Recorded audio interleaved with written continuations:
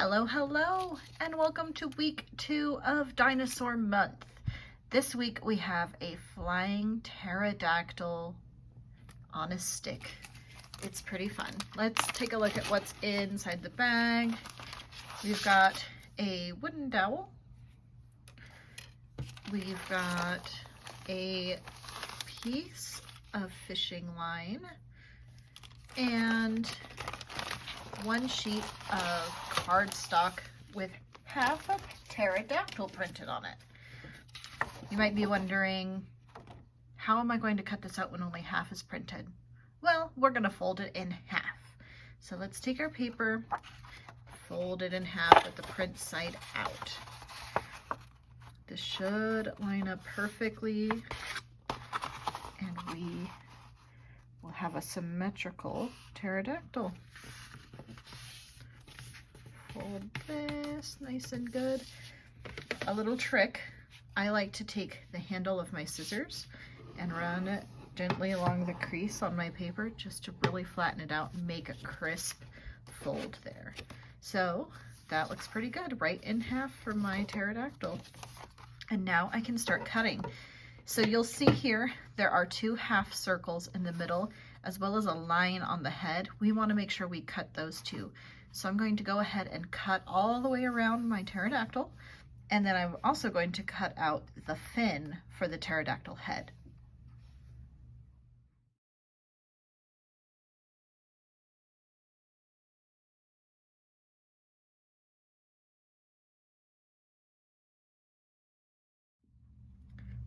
So now that I'm done cutting out my pterodactyl, I'm going to take this time to color my pterodactyl. I've got my colored pencils here. You can use crayons or markers, of course. And I'm going to go ahead and add some color to my pterodactyl. Now that I am done coloring my pterodactyl on both sides, it's time to make our pterodactyls fly. We are going to do this by bending the wings. So it folds this way. We're going to go ahead and make a crease about here to bend the wings outward on either side. Doesn't have to be perfectly even, just do the best you can. And now our pterodactyl's flying. Okay, let's go ahead and get the little head fin also colored in our pterodactyl. So I did cut that slit earlier on the head. I'm just going to gently open it and put the fin inside like that. All right.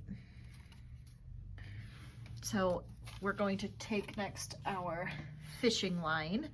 Good thing I have good lighting. You can see it a little bit better on video. And we're going to run that through the holes on the back of our pterodactyl. So I'm putting it in the hole by my thumb. It's going to come out the hole toward the head. And I'm going to do a double knot there.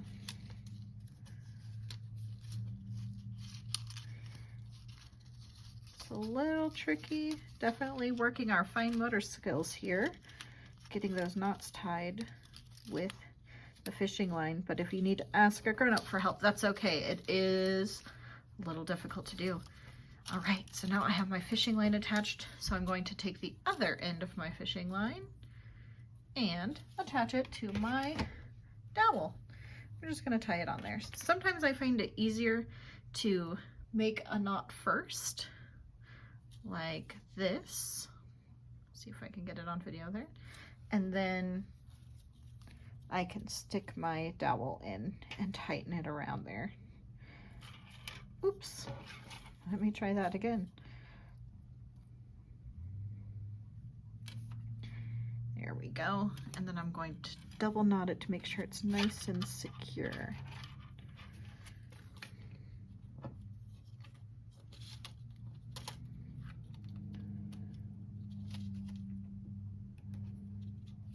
Perfect. All right, and now you probably can't get it all on video, but my pterodactyl is ready to fly. Just like that.